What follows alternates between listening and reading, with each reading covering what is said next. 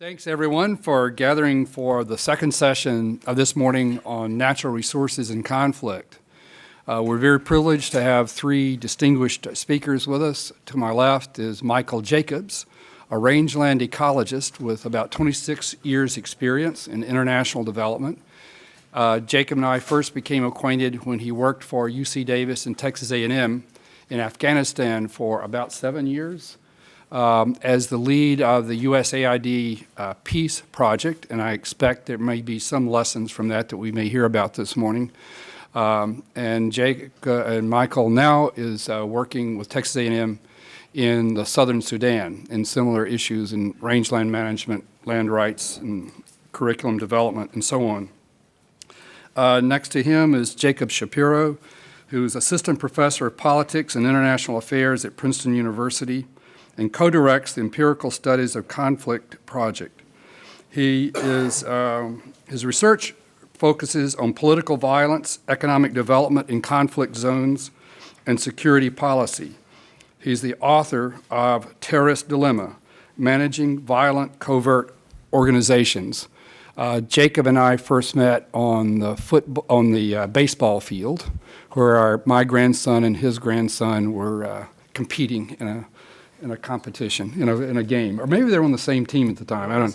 Oh, that's cool. Okay. Yeah, we're on the same team now, right? At least now we're on the same team. And Joseph Sarami was formerly with the founding director. He was the founding director of the Bush School's Public Service and Leadership Program in 2002, and is teaching in the area of security policy and leadership studies in the master's program at the Bush School. He was formerly the Director of International Security Studies at the U.S. Army War College and an Assistant Professor of Political Science at West Point. With that, I'd like to ask Michael to lead off, please. All right. Okay. What I wanted to start off with is just kind of a quick summary of maybe why conflict resolution that's related to natural resources is so challenging. I mean, in these countries, what you end up finding or arriving with are judicial systems that are pretty dysfunctional, and maybe even the traditional means of resolving conflicts, they're not working that well. And so you start off with a difficult, means of resolving conflicts, whether it's over natural resources, land or water or whatever it is. And another thing to remember about this is that these kind of conflicts are, the control over land and water is about acquiring wealth, and it's about acquiring power, and it's also about survival in some cases. And so there's a lot of motivation related to natural resource acquisition.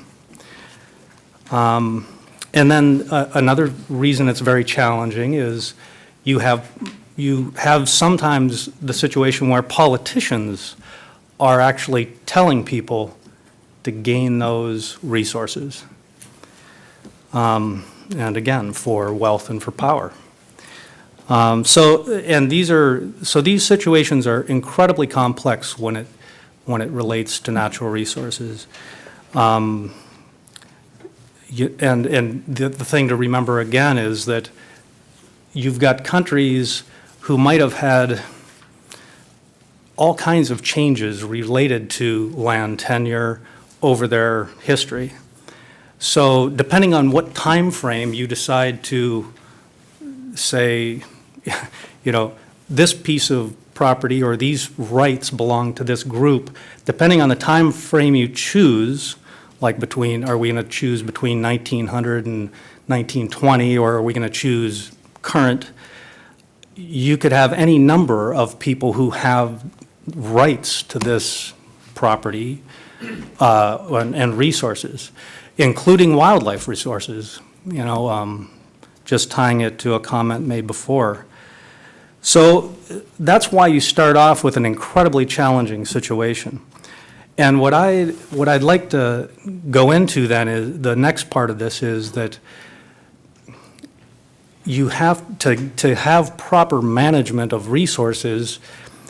I think you have to somehow get to the root of these conflicts. And so when there's no agreement on who has the right to use something, you can't really expect that we're going to have proper management, or at least agreement on what is proper management. So without these conflicts being addressed, I don't think you get good natural resource management. I don't think you can get it. And the other point is, when the people are not participating in, policies, laws, or these agreements, then the way they look at it is, I will take what I can. And so that's when you get this misuse of natural resources. That's when you get people even fighting the government, who might have people employed to protect the resources. Okay, so with that in mind, what I'd like to do is kind of talk about an approach that we developed, very much ad hoc, very much with, being hit in the face with these kinds of challenges. And that is one where we were in Afghanistan looking at rangelands, trying to improve livestock production, and one of the biggest problems with livestock production in the country was that the people couldn't actually move their animals into the mountains, and it was because they had conflicts with villagers along the way. And so we started trying to develop a program where you would empower these people to solve their own conflicts. So yes, you look at the traditional ways and means that they solve conflicts within their culture, and you build on that, and you try to start empowering them with skills of communication, mediation, conflict resolution, peace building. You give them the skills to do this work, and then you support and facilitate those efforts to see if you can get something positive from it. Now, one of the biggest challenges related to that, of course, is how do you select the people? So let's say in this particular example, you have village leaders, you have herder leaders, and so there's lots of leaders out there. We all know that not all leaders are good, right? We know that not all leaders represent the people they say they represent. So the selection process is really, it's key and can be a little bit tricky. But it can be done if you have the right types of partners, and that again is another challenge. In Afghanistan, we tried to partner with the government, obviously, because you have to have some legitimacy to what your approach is, in terms of trying to resolve these natural resource conflicts. So prioritizing where those conflicts should be addressed is something that the government should be doing. And so we partnered with the government. We partner with local Afghan organizations that could help us with training, in these mediation and arbitration, peace building efforts in their own languages, so that those messages would be received clearly. And of course, this was a very iterative process. This wasn't something that was like a one-day workshop. This is something that once you do select the people, and we're talking hundreds, are then narrowed down to maybe 5, for a particular area. Once you do that, these people were coming back over and over again for additional trainings, and we let them tell us what they were having the biggest problems with when they were on the ground trying to solve land access conflicts or water access conflicts, what are the biggest issues they were involved in. So with this type of a program, of course, you're building in some sustainability in that you are actually training respected leaders, in this case, to conduct this peace-building work. So, when you leave, you still have people on the ground that have this knowledge that they've gained to continue that work. So, even though the project money would end, that, you can still hope that things work out. But, the other part of the sustainability is obviously related to the government and their role in this, because eventually we all know that natural resources will be governed in some way by the governments. And so they have to be part of this, and they have to come along with this. Choosing your government partner may be one of the more difficult challenges as well. So this is laced with challenges, obviously. But it's something that you can start, see what's working or not working, and change to match what the situation is on the ground. And then the last thing I wanted to mention was that these types of initiatives have to be considered long-term initiatives. This is something that, what I'm suggesting here is a bottom-up approach. It's not the whole approach, but it's something that takes a lot of time. So it's not something that can be done in 3 months or 6 months or actually 5 years, And so you have to have a lot of commitment here. And, as you look at conflict resolution or peace building in a particular fragile state, yes, there are a huge number of levels that you need to address peace. I mean, you need to address it at the political level, with the high political level, even the mid-political level. What I'm suggesting is just one part of that overall picture, which is starting on the ground with the people, because what we feel is that if you can get the people to come up with agreements over natural resources among their communities, it will be much more difficult for the politicians to get them to actually fight one another. They're going to look back at some point and say, we've got this worked out, And so I want to just leave it at that. Thank you very much, Michael. Jacob? Okay, thank you. So what I want to do is I want to pose some challenges to the perspectives that were offered this morning. And in kind of the academic tradition of being an argumentative discussant. I want to start, though, just before I do that, just to say, look, a lot of the things we talked about are by their very nature amenable to small-scale implementation and the kinds of things that can actually work in conflict zones and aren't going to attract corruption and rent-seeking to the same extent as large projects. And so that's all very encouraging. And it also means that they're going to be, by their nature, relatively easy to evaluate, right? Because if they're being done in small, local ways, that means you have for most of them at least, you'll naturally have a large number of treatment units that will be relatively separated from other areas, and so you can do impact evaluation in a relatively straightforward way. So with that said, let me kind of walk through some of these. So Jill outlined for us the fact that there are many land rights systems that are useful but fall short of full titling and demarcation in kind of the Western tradition, but that might still ameliorate conflict.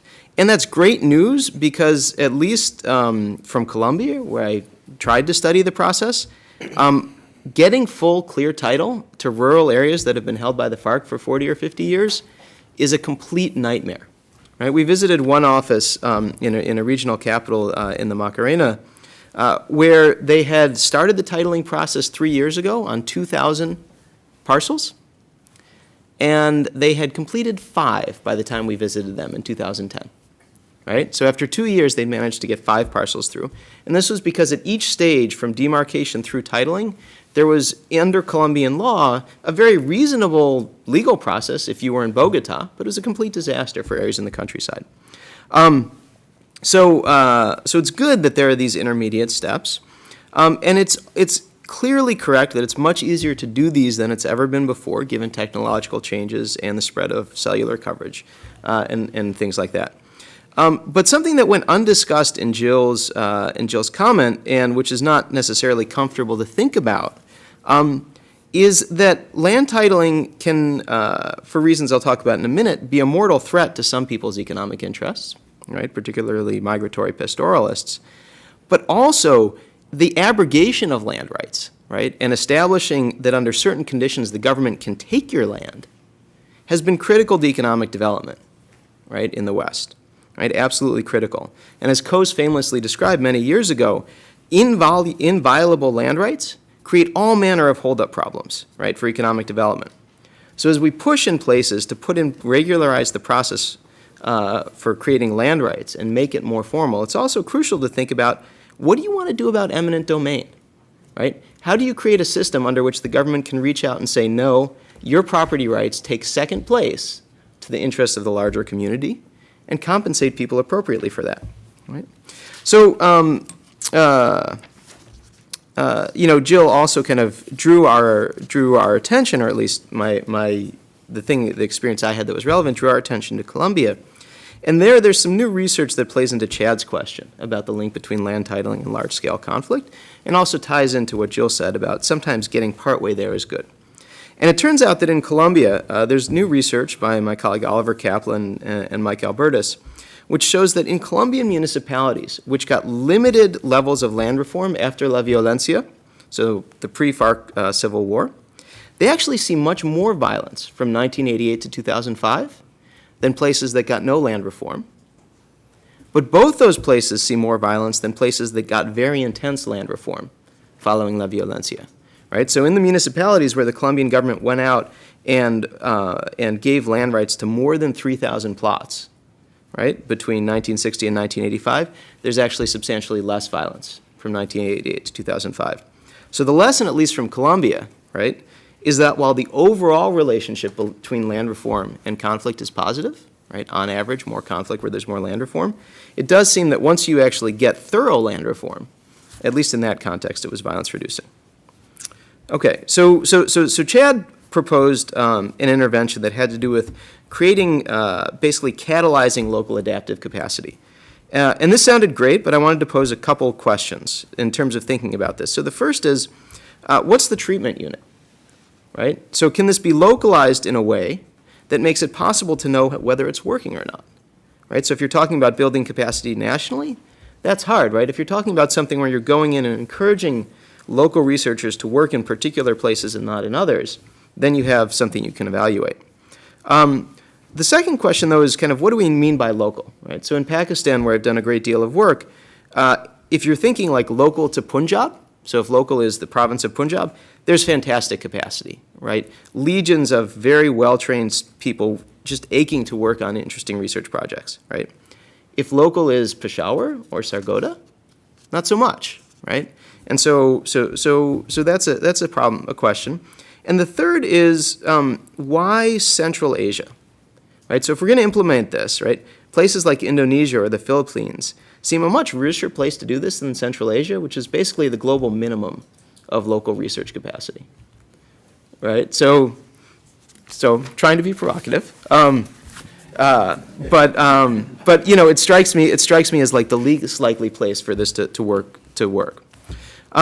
So Bruce highlighted for us the predictability of water rights conflicts as climate change is kind of leading to lower precipitation in subtropic regions, and this did raise the question though of why wouldn't we expect private adaptation to solve the problem, right? Because as he told us, it did in the United States, right? And similarly, developing climate tolerant seed varieties and stuff like that, that seems like a great opportunity for profit for groups like Monsanto, and they seem to be pretty good at getting profits. So why is there investment by USAID needed in this area? And I'd suggest actually there's some recent research which gives an answer. So Nick Bloom from Stanford recently did a project where he went out and gave a number of Indian garment factories free consulting from McKinsey on how to improve their operations. And so they went out, and the first thing that was interesting about this is they went to about 30 factories and said, look, here is about $300,000 worth of free McKinsey time to improve your operations. And they could only get 6 takers. So that's kind of interesting. So there's some cultural thing into people not wanting to bring outsiders into their business, even if they have this fantastic track record of improving it. The other thing is, so they went into these 6 factories, and they realized massive efficiency gains, right? Just by having them store their pre-production materials in different ways. They reduce wastage, spoilage, greatly increase the profits of all these factories. Any guess how many of them were still doing those things 2 years on? 1.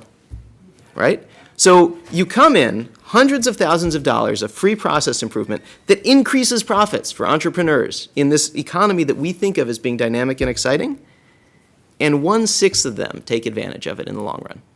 Right? So there's clearly some cultural barriers that need to be overcome there that have nothing to do with knowing what to do. There's some other barrier that's going on.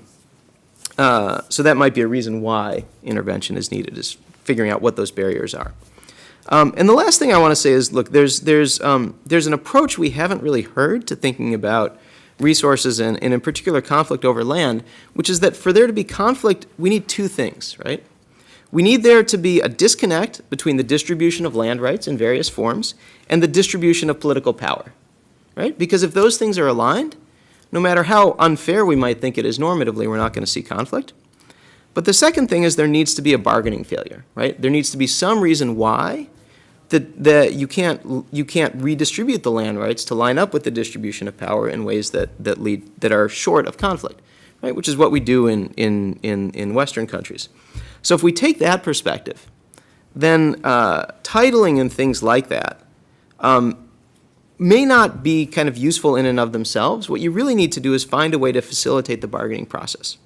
So titling can do that, right, in that it gives the current owner a kind of residual claimancy that can be monetized, right? And so therefore you can get some bargaining from the guy who wants the land and has the power to take it, and the person who's sitting there right now who's going to lose at the end of the day. But you'd like them not to lose in such a bad way. However, in settings where you're thinking about, say, migratory pastoralists, right, which Michael just spoke about, there titling has historically been kind of a mortal threat and might make reaching that bargain harder. Right? And so I think there's a little more thinking to do there about the conditions under which this is or is not the optimal way to go. So those are the bombs. Thanks very much, Jacob. Lots of things for some respondents to be thinking about right now, and I'm sure you've got some thoughts for Michael as well. But Joseph, can we hear from you? Thanks for inviting me. Let me first of all thank Dr. Ed Price, as well as Vicente Partida, Caitlin Shaw, and Jerry and Megan Kenny. They're a young group, and they're very entrepreneurial, and the Conflict and Development Center is off to a terrific start, and I really do appreciate your inviting me, but also the Bush School students that are presenting their capstone as well. So this is a great opportunity for all of us to come to the big city and get to share some ideas.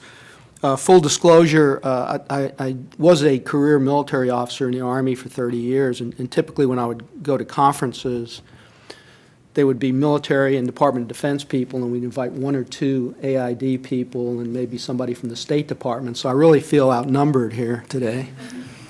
But I know development people all have good hearts, so I'm not the least bit stressed by that.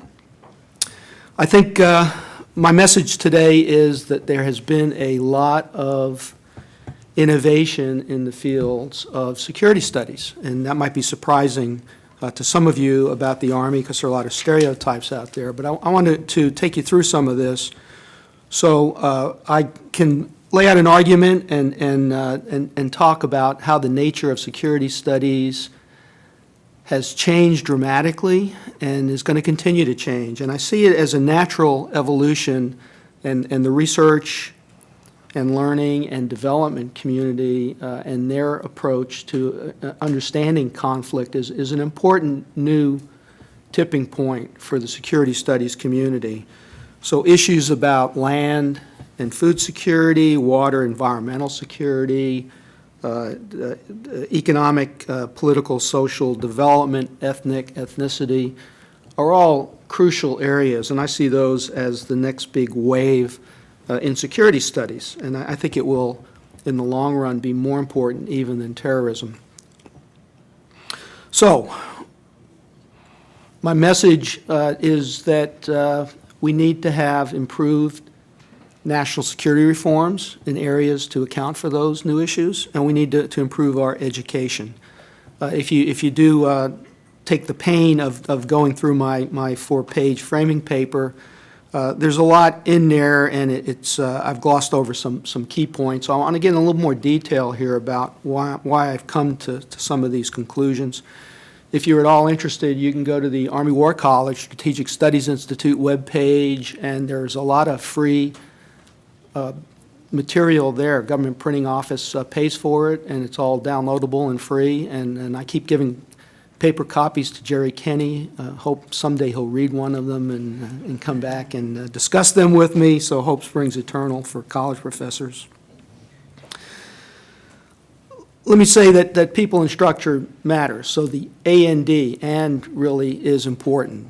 You can't do one without the other. Good people and bad organizations are not going to be effective. Bad organizations with good people, you can't overcome it. You'll just burn out folks as well. So you got to do both. Now, as far as conflict and development, and let me just give you a real quick thumbnail history lesson. Take my guidance here from Robert Gates, our beloved former Texas A&M University president, who on a return trip after being in the Secretary of Defense came back and said he spends a lot of his time in National Security Council meetings explaining history to the National Security Council staff because he sees them going down the path that he already has had the scars to prove that some of those things don't work. So very quickly, but just to lay a foundation for why I've come to the some of the ideas that I have. Cold War, it was all conventional. I was in Germany and Korea. I never saw anybody from AID or the State Department. Had no idea what they did, never even met one. All that changed in the 90s. I wound up in the War College, and necessity is the mother of invention and innovation. So peacekeeping became an issue, and there was a lot of cultural blowback from military officers. We're dealing there with senior military officers. They wanted to go back and do battalion task force operations and think about grand strategy and great power politics if they thought at all about politics.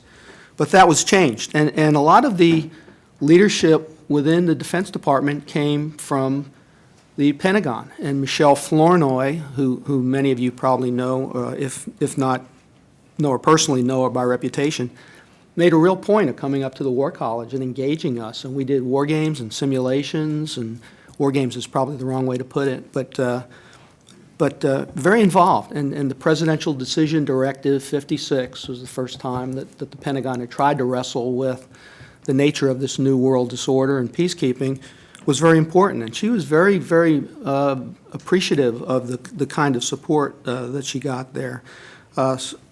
The failures in Haiti and Somalia in the 90s, the early failures in Eastern Europe and the Balkans all really had an impact. And so we started to get more interest in failed and failing states. And of course, Iraq and Afghanistan changed everything for us. I was personally struck in 2005. We took a trip to Fort Hood, Texas. We met with the unit that had just come back and supervised the Iraqi election. And they were very, very critical of what was going on in Iraq in terms of development. They felt like they were bearing the total load. And they said there was no interagency, there was a problem. They were trying to figure out how to take Army captains to figure out agricultural plans and programs with no training and no background. Obviously, serious mistakes in the way that was done. So that sparked us. And again, with Bush School and A&M support, we did several workshops and conferences, and when we looked at counterinsurgency and stability and reconstruction, et cetera. And we became engaged with Office of Secretary of Defense again, another leader there, Janine Davidson, and worked on what was then called the 3Ds, Defense, Diplomacy, Development. Also another major player in trying to look at some of these issues and the structural problems that we've had was James Locker and the Project on National Security Reform, which did an enormous amount of work. And if you're looking for case studies on, I won't call them failings, but a lot of tough challenges that were faced and ways that the government failed to respond adequately, take a look at the Project on National Security Reform's webpage. They've got an enormous number of studies and case studies. Last time I left it in 2010, Jim was unable to get much of his reform effort on the table.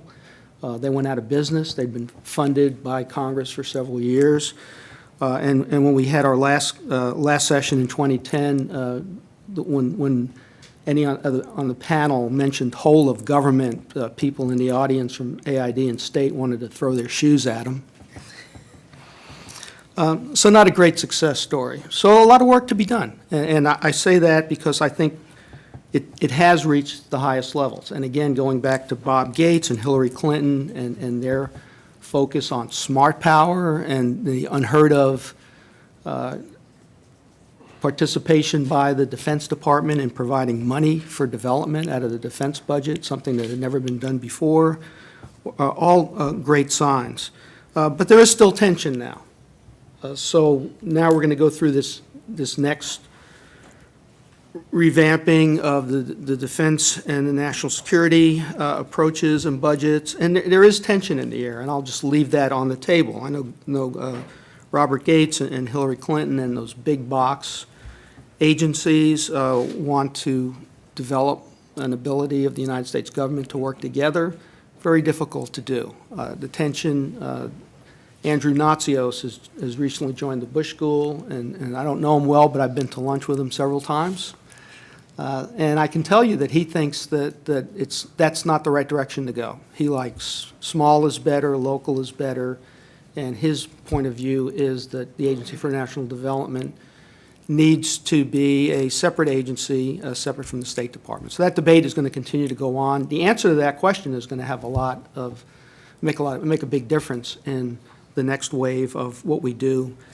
The other part of it is the argument about the over-militarization of development. And military can-do attitude is great, and they can do a lot of things. I don't think they can be effective agricultural development officers in many of these places that I can't pronounce, let alone spell. So it's going to have to get back into balance. And I think AID is my view is it's going to have to take the lead role in that. So we've had a lot of change. We've come to the place where we can at least talk about things like environmental security in front of military officers, and nobody would have known what you were talking about if you said that in the 90s, because some people tried to get us interested in that, and we weren't paying much attention to it as well. So what to do? I would say the why is blinding flash of the obvious, but austerity is here. We're going to pull out of Afghanistan and Iraq in some form or fashion.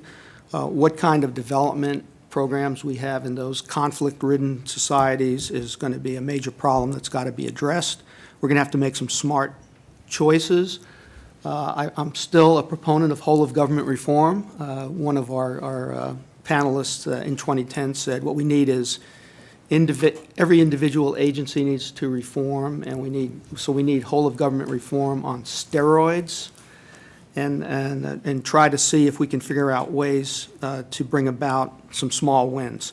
I think one of the major problems is we don't interact enough. We're not integrated in our education and training. The military has an enormous capacity for education, and the progressive attempts to educate me throughout a 30-year career are just remarkable. Family members would say, "Don't you ever work? You're always in and out of a school." But, you know, I don't know if I'd have been any better, but it would have been a lot worse if I'd have not had the knowledge that I was able to get. And I think more than that, more than the knowledge, because I think that's key, is also the networking opportunities.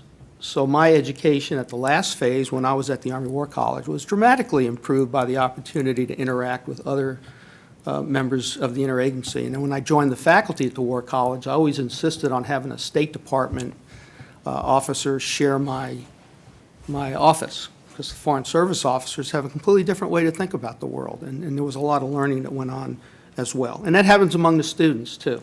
And I know it's a fight, and I know there are not enough AID workers, and I know there are more people in military bands than there are Foreign Service officers in the State Department.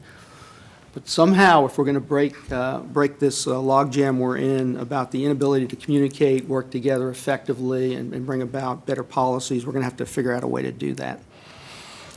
Two other quick points. I think that the other investment besides education, Center for Army Lessons Learned, I mean, part of the book we wrote that my 4 pages extracted from was put out in a newsletter by the Center for Army Lessons Learned.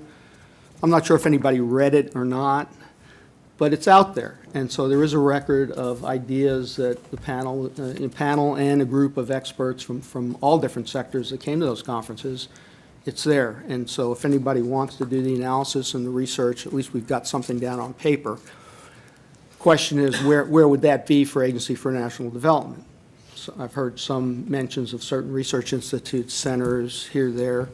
And the Army does have a fragmented system as well, and they don't do a good work of analyzing the results that come in, but at least there's a center that you can refer to. The last point is the notion of, you know, how do you get better at interagency, and it's the old joke about Carnegie Hall. How do you get to Carnegie Hall? Practice, practice, practice. War games and simulations are time-consuming and expensive, but it's a way to get people together. And again, it relates to the education and the networking opportunities as well. So if you can put people together in a stressful situation to work on real-world problems, and I could think of a bunch of different scenarios where Africa, Central Asia, et cetera, with these kinds of development issues that could create conflict would be an enormous learning opportunity if you could bring the right agency players together. I think that would be an investment that would be well worthwhile for all of us. So that's my remarks, and thank you. Thank you very much.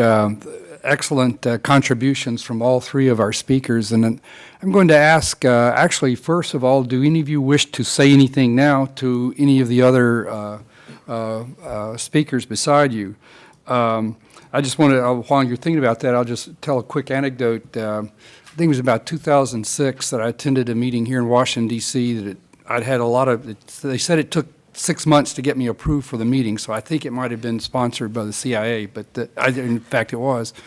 And they had the Minister of Agriculture from Iraq there, but the whole day was spent on talking about strategies for Iraq. How are we going to bring about peace, get things settled, and so on. There are many, many different theories suggested, ideas suggested, including dividing the country into 3 and various things.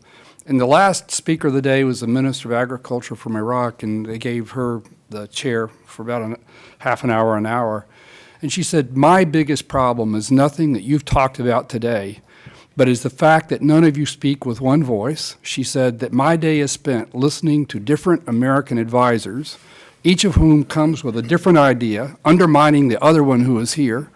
And out of it, I just, I cannot make sense about what your objectives are in the country. And so Joseph's allusion to the need for donor coordination and reform, I think, is very relevant. I'll also say that, also quoting Dr. Gates in the Landon lecture that he gave at Kansas State University, can't remember the year now, but very notable discussion, in which he said, you think that we're dysfunctional now. You should have looked at government, a decade, 2 decades ago, before he said the fights within the military to form a joint command was just, Joint Chiefs of Staff was an enormously bloody fight. And he said, but now we function that way. But we said progress is being made in finding cooperation and collaboration among our agencies. So even though we felt like we've had seriously difficult times in interagency cooperation, we're probably on a trajectory to make it all better. So, but with that, any of you have a comment to make about any of the other discussions? Yeah, one comment I would make is that, this idea of barriers to adaptation, that's a pretty interesting story because I think a lot of times, when we come into a certain situation, if it looks like we might have an agenda or we want to dictate something, then there is pushback, obviously. And it's one of the things that I think you really have to be careful of, especially related to conflict resolution, because if you try to put yourself into the middle of resolving these kind of natural resource conflicts, and I mean that as, an agency or organization, I don't think it's going to work very well. You need to put it in the hands of the people and build those skills, within them and let them tweak it how they need to tweak it to get resolution. Any other comments? Okay. Okay, let's throw it out to the audience, and I'll come back to our panel toward the end to ask you one more question, and that is, what is the researchable what if you had to identify a question of which we need an answer and about which we don't know a lot now related to conflict, what research question would that be? And that's what we will all be dealing with in the afternoon, at least. Yes, Armin? So we do work on workshops and seminars, and we look to match good aid people to go to those places. So if anybody has any questions or wants to participate or have ideas about that, please reach out to us. We are there in the office for you. And I'm glad you said that because we're going to be in the field, continue to be in the field, and so is the military. So let's figure out how we can work best together, and efficiently for aid. Thank you. I think I called on Armin a second ago if he... Hi, Armin Lanier with USAID, IDEA office. And I have a research question, and it fed off Jacob Shapiro, one of his observations about distribution of land rights and distribution of political power resulting, I think he said, less conflict. And so I worked in Iraq, and I had this employee, and she came in one day with a long face. I said, "What's wrong?" And she said, "There's oil seeping up in our house." Oil. And I said, "Well, what's wrong with that?" And she said, "Well, we have to hide it from the government because, they'll come and tear our house down." So nobody's fighting over her oil royalty rights. And so my question is centralized royalty rights, is that create more conflict or decentralized mineral rights? And with that in mind, if America has decentralized, but another approach to decentralized royalty rights is to give a citizen royalty distribution. That was proposed by Ambassador Bremer in Iraq, but he didn't do it. Anyway, so that's my research question. Great. Thank you. We might just gather a couple questions, but give you a chance to think about how you might respond to that. And I know that Jacob posed some questions to those of you who have spoken earlier, so also be prepared to respond. Okay, Paul? Yeah, thanks, Ed. Both Michael responded to the question about barriers to change, and I think it's really important in development work, especially from a field practitioner standpoint. I think it's often done in a vacuum, Jacob. I just wondered if, let's say, Walmart had been involved in that situation as the buyer of those apparel items, I think you said. do you think if Walmart had strongly urged that company to engage with McKinsey, do you think the outcome would have been different? Was it done just in a vacuum? Maybe that's why. But if the value chain is completed and there's interest amongst all the parties to get it right, I just wonder, I'm not sure. The other question goes to Joseph about the over-militarization of development. Okay, I guess that's an open question, but it seems that our military community will continue to engage in conflict areas. That's my understanding.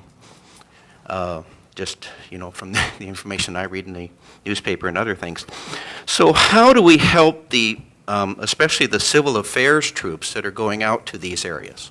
Because they're going to be in agricultural areas where there's probably conflict, probably fishing or farming villages.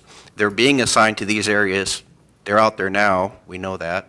How do they be effective? How can they improve their effectiveness? Because they're being assigned to those areas, and they're out there already. Okay, let's take another question. Tim? Tim Rashio, USAID, Bureau for Africa. Regardless of where we've settled down on subsector and or geographic focus, there's been some conversation about identification of stakeholders, who wins and who loses, and the public-private partnerships was one aspect. National universities was another aspect, and the role of the security sector, particularly in the pre and post conflict, or pre and conflict situations. But I wanted to table another community, and that's the faith-based community. And so for USAID, institutions like Catholic Relief Services, World Vision, Islamic Relief are important in both the pre-conflict, conflict, and post-conflict situations. In addition, in Africa or wherever, faith-based institutions are major factors, both in peace building, conflict resolution, as well as on the kind of the development continuum. And so it really doesn't matter whether it's Christian, Muslim, animist, or Judaism, that they're all, or Buddhism or Taoism or whatever, are really important societal building blocks, and in many cases, particularly in Africa, act in lieu of government, both at the national and at subnational level. And so as you think through how, whatever area you go to, think through what the relationship is going to be with faith-based institutions. In Africa, we have a little one that goes, in Africa, you can go to the end of the road, walk one day, and there you will find warm beer and a church. Okay, thank you. Let's take those questions first, and I remember some of them, but let's see. Centralization of rights, the first question. Maybe more than one of you may have an opinion about that, but Jacob, do you? Well, so what I can say here is there's I think two things. One is there's no consistent link that I can tell between states that or places, polities that get this right and polities that don't. And in fact, one of the most staunchly free enterprise polities in the Western world, right, the state of Texas, has this pinko communist program by which oil royalties go to fund universities. Right, which is kind of striking, and I don't know how that came about historically, but they, like Norway, have created basically a trust fund that provides for the resource extraction, some portion of it to go to the public good, and that seems to be something that generally works fairly well. The second thing I can say is in places like sort of a graduate student who's working on conflict in Nigeria, and the oil resources are both a source of conflict locally, in that the infrastructure is readily tapped by criminal and insurgent organizations to fund their activities, and it's really kind of impossible to fully protect. But it also creates really strong incentives for making deals between the central state and politically powerful local organizations all of whom benefit from the trade, right? So at the same time, you're kind of stoking micro-level conflict by creating incentives for larger political organizations to get along and cooperate that wouldn't exist absent the resources. And in that case, it's not clear, it's not obvious to me as we're sitting here whether making some of those rights more decentralized to the local communities in, say, the Niger Delta would be conflict enhancing or reducing, because you would reduce the incentives for the larger political organizations to cooperate, but also increase the incentives for local political organizations to form to protect their property rights and defend them from expropriation. Great. You want to continue with a comment on Walmart? No, but Sorry, go ahead. I will talk about commie pinkos that use oil money for universities, because the University of Texas at Austin and Texas A&M University are both beneficiaries of a very large endowment that comes from oil and gas. So those are fighting words for native Texans. So I'm not a native Texan, so I'll let you handle that. So I mean, I will say on the Walmart issue, this is something that's come up in work some colleagues of mine are doing in Pakistan, where they're looking at livestock transfer programs in Punjab. One of the interesting things that's happened in Punjab is it's huge. Dairy production is a huge business there, right? And my colleagues, at least, version of the story is that Nestle's basic monopoly over dairy production in Punjab has been a huge force for public health improvements, right? Because everyone wants to sell their milk to Nestle because they pay a premium, but they require you to do certain things in terms of hygiene and tracking your production process that people weren't doing otherwise.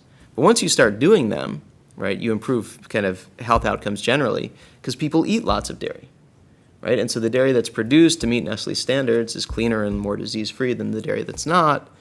And so as people start to consume that and adopt the practices, you get improvements in public health that come not from any high-mindedness on Nestle's part, but from them wanting to kind of make sure their supply chain is relatively clean. What about the over-militarization of development?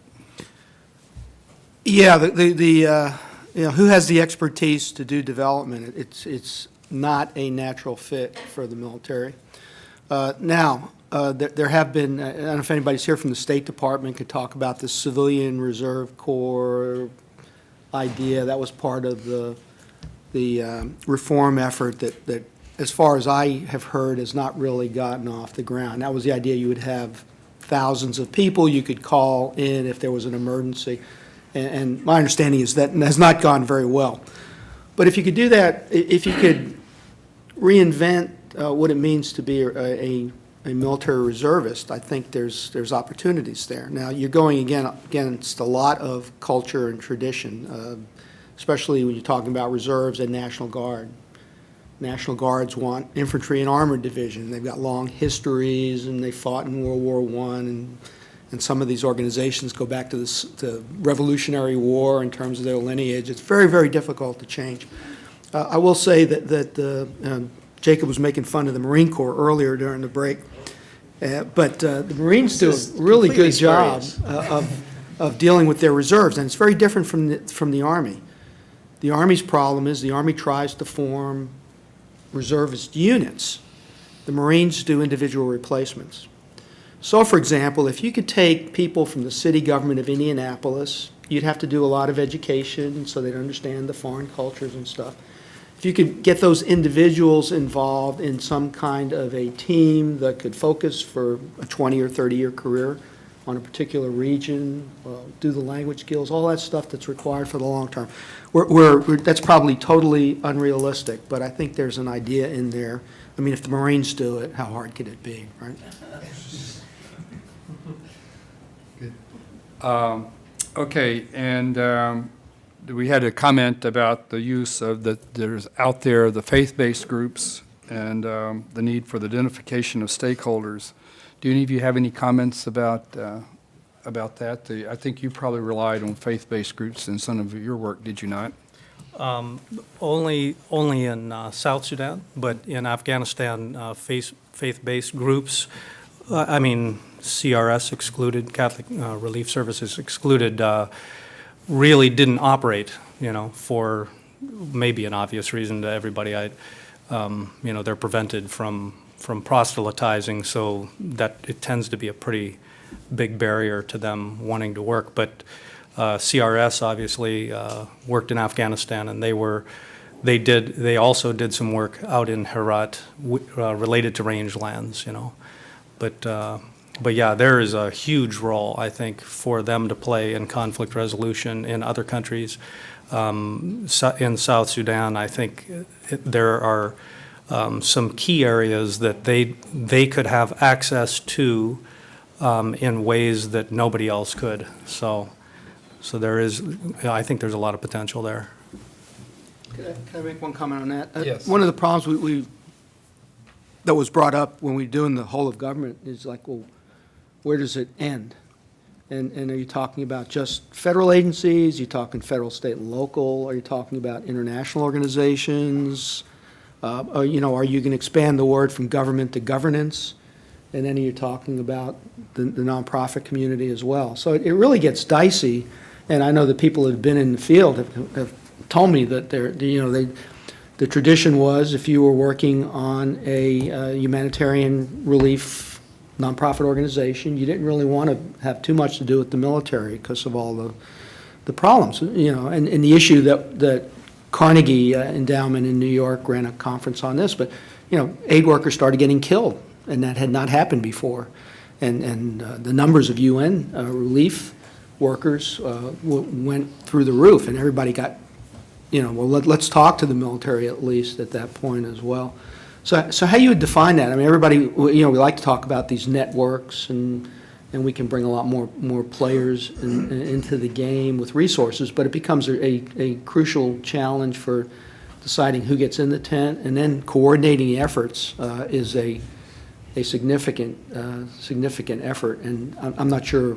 I mean, people that have been in the field, International Red Cross, and they know how to do that stuff, and we need to bring them in, at least to the education and other processes to try to figure some of that stuff out. That's what I mean by the next big wave. We really need to expand our scope. Good. I'm going to come back to ask for more questions, but I wanted to give a chance first to our earlier panel to respond to Jacob's questions. And maybe if I could ask you, Jill. Yes. Okay, so actually I have a couple comments for all of you. Jacob, you get to be last, because I love a good land discussion. It's always exciting. So I guess in support of a comment that Michael made, that these proposed modifications and these approaches are not something that happen in 3 months and 6 months and 5 years. As you look at a land-related situation, whether it's a modification in how people perceive their rights, or it's the formalization of those rights, it's typically at least one generation of time before that becomes a fully incorporated mindset. And so I think as we go look at interventions, that timeline component has to be a very real component, so we don't set expectations amongst ourselves as well as that country where we are, that we're going to have some really exciting metrics to show you in 6 months or 12 months. So I just wanted to support Michael's comment in that regard.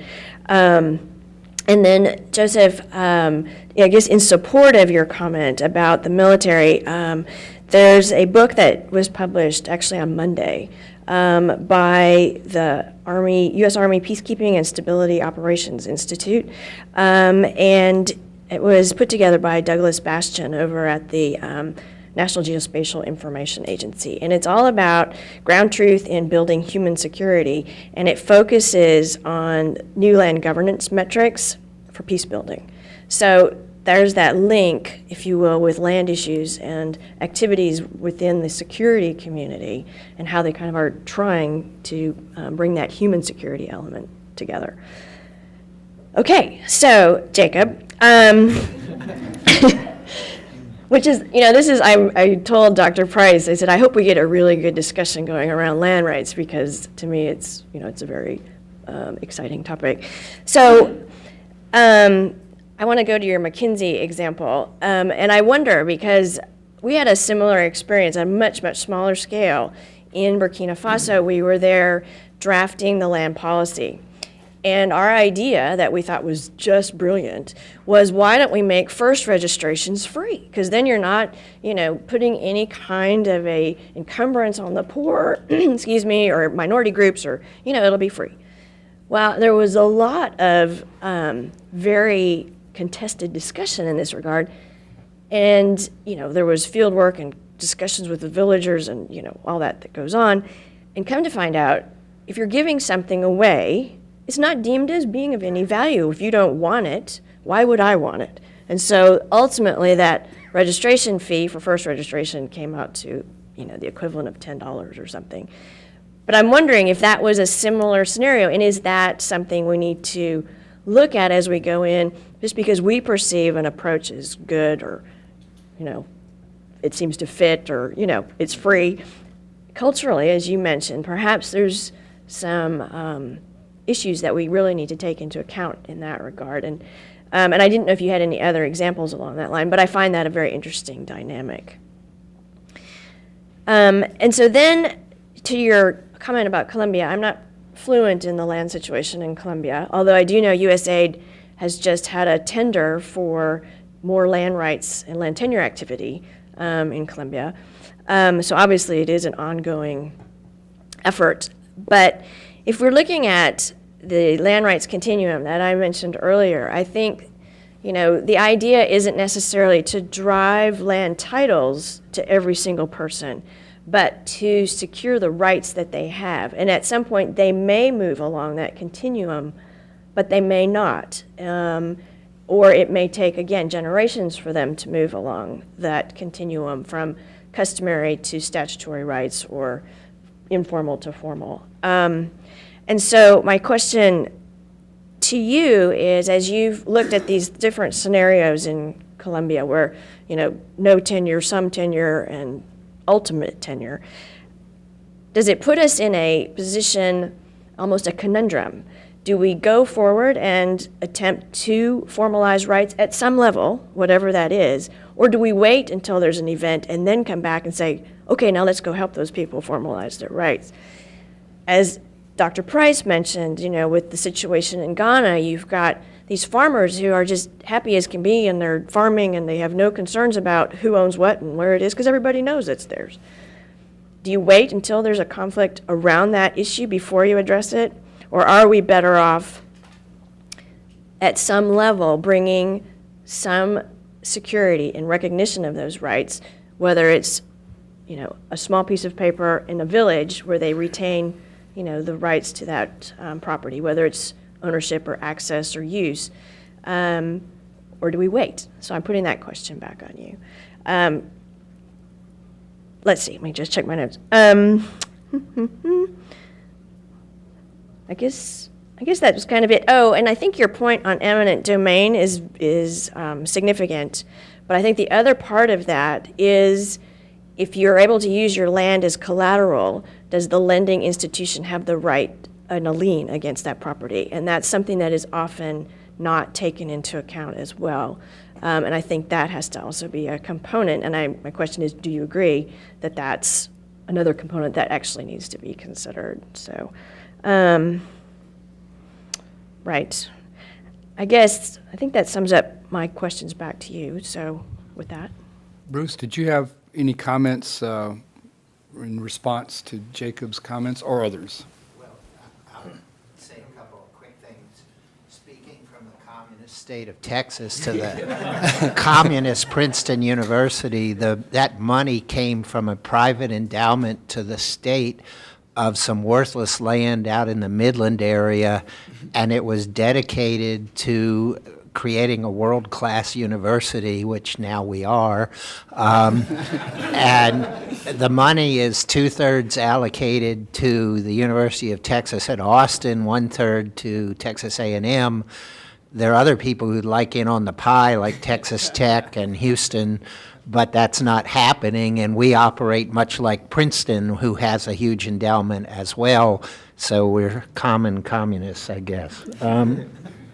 So this was a private gift, this was not a It's a legislative private gift. It just so happened that worthless land had the largest oil pool and mineral rights, And actually, it causes some very interesting and weird behavior because the money's all dedicated to building infrastructure. It's not dedicated to hiring people. So they use the interest on it for some people hiring, but if you've ever been to the A&M campus and you wonder about why there's so many bloody new buildings, that is the reason. In terms of the water comments, you went after a remark I made in passing, but it's little surprise that economists like markets, and for markets to operate, we need property rights. So the whole bid in the West was to make property rights, and the more recent developments have been to make water saleable, and then surprise, surprise, the senior rights, which are less uncertain, sell for a higher price than the lower rights. And so as an economist, often when we start talking about developing countries, we naively say, let's privatize everything, and then they can sell it and equalize the political structure. On barriers, I'm part of the IPCC Working Group 2, and we're writing 4 chapters on adaptation, and I assure you one of them is on barriers. I'm on the economics of adaptation. The history of development is rife with cases that you can come up with where farmers in India were given tractors but no access to spare parts, and markets didn't exist, and so forth and so on, that caused some of these development activities to fail. And it's no real surprise to me that Mackenzie walking into some place could have problems like that, and we need to understand those, because we're entering a new arena, I think, where things that worked for the last 300 years on this piece of land may not work for the next 50 years on that piece of land. And sort of the traditional way of passing on technology and getting technology adopted, we're going to really have to figure out different ways to make that happen. Because, I live in the summer in a place in Colorado in Summit County, and 90% of the trees in that county have died because of the pine bark beetle. And the whole Forest Service is trying to figure out what the heck to do with this, but it's just a case where the ecosystem that supported the timely death of those little buggers stopped supporting it because it wasn't as cold, and they just spread like wildfire. And we're going to see that in other places. Good. Chad. Well, first, I just wanted to thank Jacob for really embracing the role of a critical respondent. I think at the end of the day, the only reason that academia and for development that matter, the only reason we have any credibility is because of our openness and receptivity to critique, and then the ability to respond. So thank you. And in terms of the first 2 comments about sort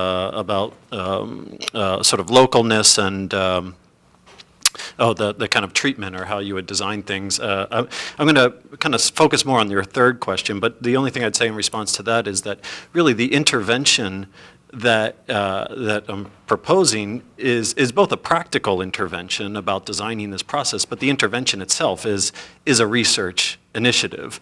And so we would, be very open to exploring all of these different methodological issues as well as conceptual issues when you get to issues of what is local and what is not. But I want to focus a little more on the question of why Central Asia, and I won't tell some of the researchers I work with that they're the global minimum, but it's not individually. Yeah, no, I understand. So I think why Central Asia is because there's an opportunity. There's also a tremendous challenge, but it requires support. And that, as we all know, these countries, Kyrgyzstan and Tajikistan in particular, are former Soviet socialist republics. Now, the Soviet research system was quite strong, very pragmatic, but also very much defined by ideological parameters, very much centrally planned, this ideologically driven, and when it comes to agriculture and natural resource management, very much natural science oriented and non-participatory. Now, this legacy, 20 some years later, you could still describe local research as having these characteristics. The difference is there's much less money to support it, and there's much less human capacity. But that legacy of that type of research still exists. And you had, I would say, kind of a lost generation of researchers in the 90s, coming of age in the 90s, who did not necessarily have the opportunities because of this dramatic, the withdrawal of Soviet support, central support, and not so many opportunities for going abroad for education.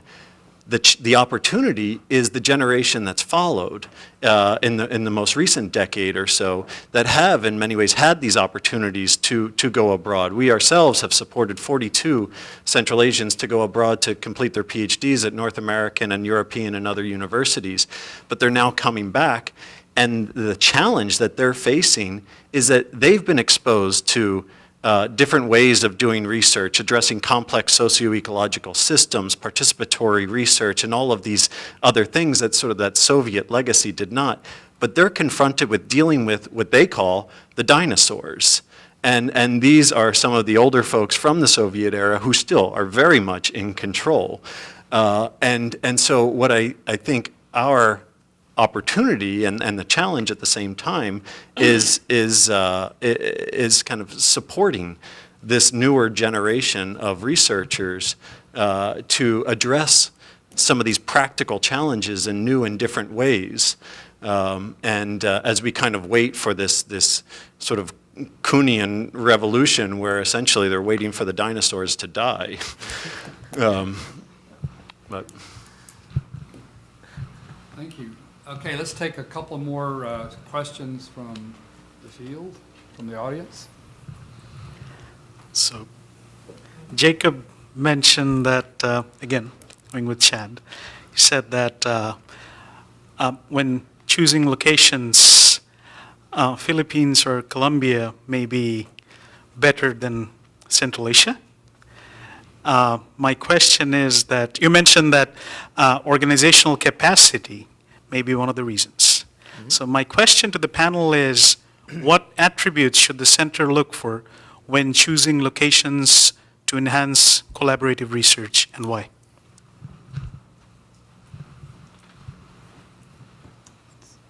Okay, Mirza, would you like to put forward a question?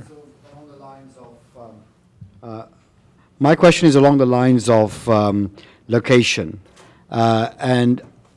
Having worked for DFID in several fragile states, DRC, Iraq, Tajikistan, what I know for sure is them that need the most help are least able to take it. So if your criteria is capacity to take the help, you will always go to Indonesia and Turkey and Kenya and India. And you won't go to Tajikistan and Afghanistan and Yemen and Somalia. Why should you? Because there won't be capable researchers there. And that's the conundrum that you have to tackle as development practitioners.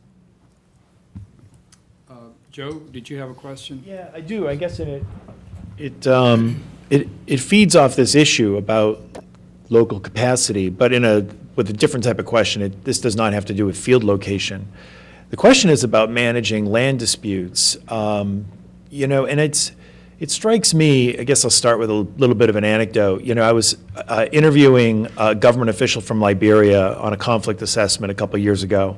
And we were talking with she wasn't a minister, I forget her title, but she was responsible for land management issues in Liberia. And we were talking about the technical issue of just simply figuring out the demarcations between plots of land. It's a technical issue. And how is Liberia going to go ahead and solve that at the local issue? And she said, we're not. Not in the near term, because we simply don't have in our labor pool the people who are trained in that technical capacity out in local government facilities to carry out that function for the government. Liberia is in the middle of decentralization, and this is an ongoing process, and they don't have that capacity out in away from Monrovia. And it strikes me that that's going to be a problem in a lot of fragile countries. Since the issue of land management and also natural resource management has this technical dimension to it about establishing the demarcations between who has access to what, it means that there are limits to the local piece of the solution, and that at some level, a lot of this comes at the hand of the national government. The solutions to a lot of these problems and resolving the conflicts that go around land and other natural resources is more of a national issue, at least in the short term, because the capacity needs to be developed at the local level before you can really develop that technical capacity. So I'm wondering if you could comment a little bit about what that means in terms of development strategy, what the limitations of how can I put that, what these deficits in technical capacity at the local level mean in terms of these implications for strategy. Is there one more question? Okay, Mirza, I'm sorry, Rasul.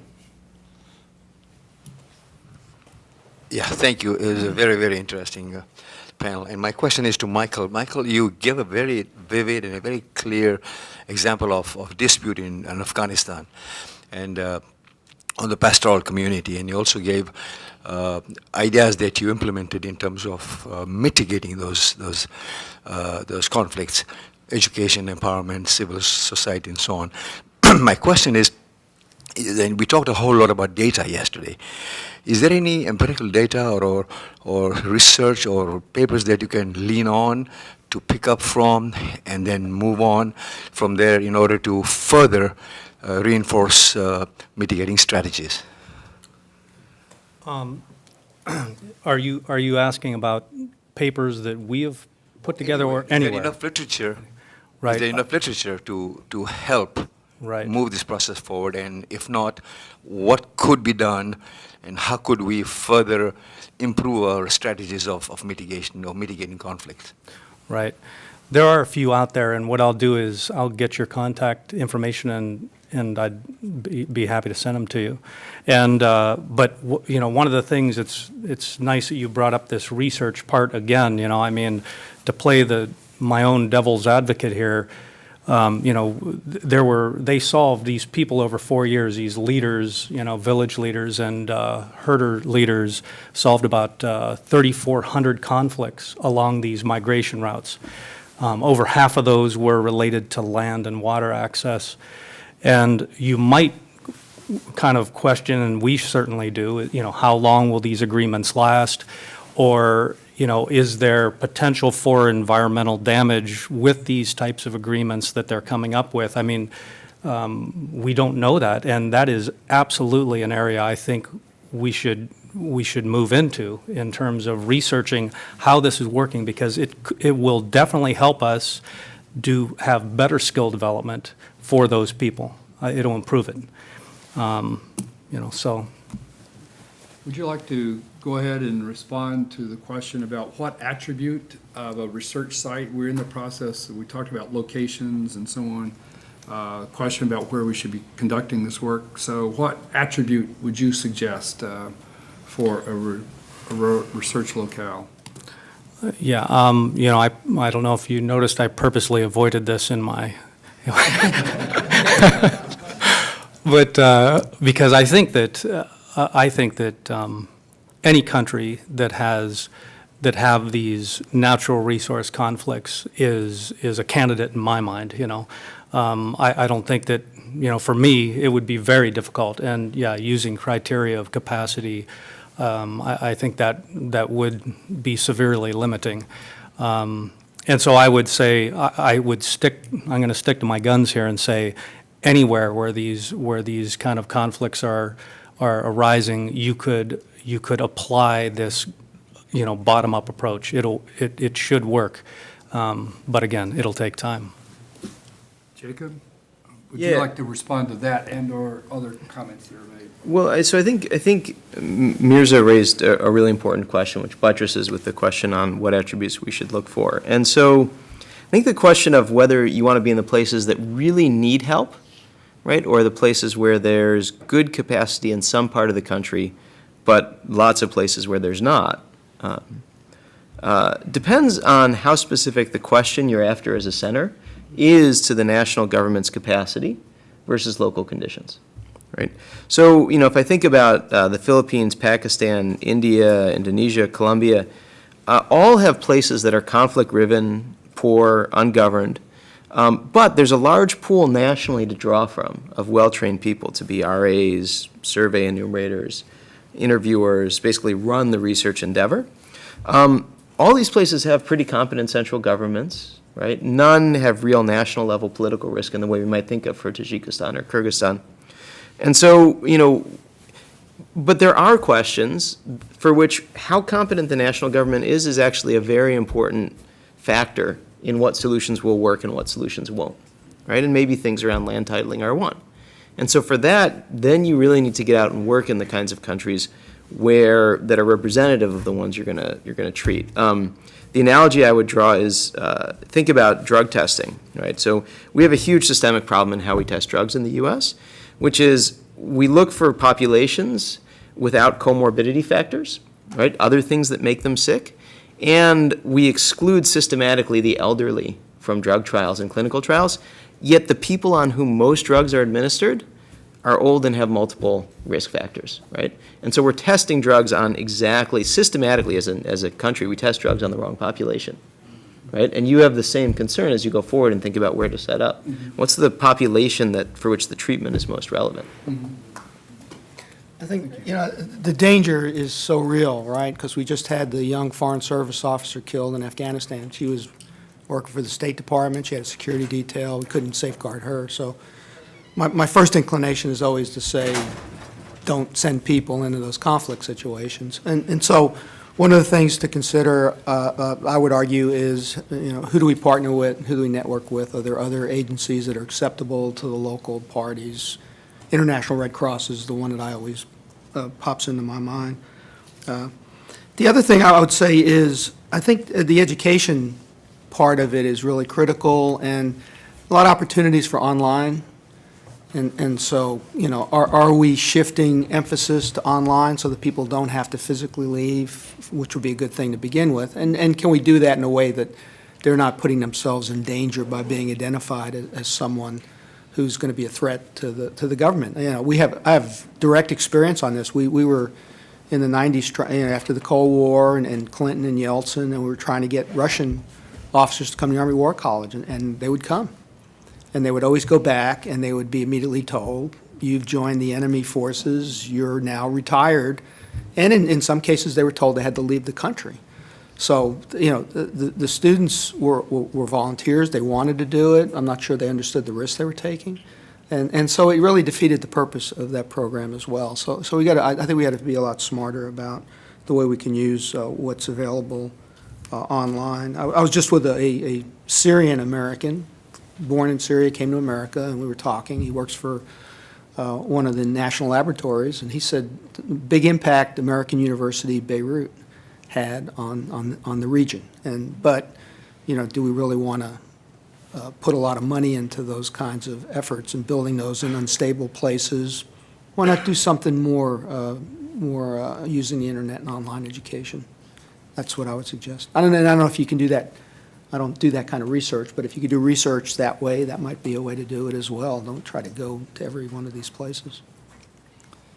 Tim, we'll make just a few final comments. So, Tim, I'll give... Just a thought on criteria filtering and Okay. And such on a generic level. And so within USAID, the number of places we're working on the issue of a number of places where we're working on the issue of conflict and development is quite significant. And so trying to figure out where the Texas effort is going to imply some level of a chicken and egg thing. You can either choose a geographic region and a subsector and then validate and check that, who else is working on that, what's the state of knowledge, and can we, with our assets, make a contribution. Or alternatively, USAID could figure out what we're doing in the whole universe of conflict and development and all those linkages and all those various parts of USAID, and maybe that comes out this afternoon, and we say, oh, well, okay, this is our deficiency, nobody, or we're inadequately researching this area, and can you handle this task? And so I think there's going to be this afternoon an interesting chicken and egg analysis that it will be part of the filtering about what we know and what we don't know, and how can you help. Excellent. Very good comment. I'm now going, okay. Yes. Okay. I just wanted to respond to Joe's question, and I think it applies to any of the issues that we're looking at. In a lot of countries, the cost to get a piece of property registered, a lot of the cost is associated with the physical boundary survey. The surveyors are often a very controlling and small power group within a country, and they've driven legislation to require that for a piece of property to be officially recognized, it has to have an official land survey. And there's strides being made to come up with alternative approaches to acquiring a general boundary survey at a much lower cost, and then only involving a precision survey if there's a land sale or a lien on the property or something. And I think we need to be aware of some of those power mechanisms that have influenced policy, because the laws say you have to have an official survey, and there's a huge cost, and it becomes very prohibitive. So we should look at the local dynamic, but we should also look at the policy level to see if there's opportunity to implement change at that level to kind of, first of all, break up some of that control on, in this case, land, as well as make it much more attractive or feasible for a simple boundary survey or something similar to be accepted. So I just wanted to, I know he's left, but respond to Joe's question. So. Thank you very much. I now want to give our panelists a last shot at, if you want to, only if you want to pose a research question that you think should be considered by our group as we go forward. Well, Mike? I kind of alluded to some of it already, that, really I feel that trying to get better at this participatory approach and training people to actually solve their own conflicts is something we really should put a lot of effort into, because I think there are huge gains to be made here, and that's where I think it should be focused. Great.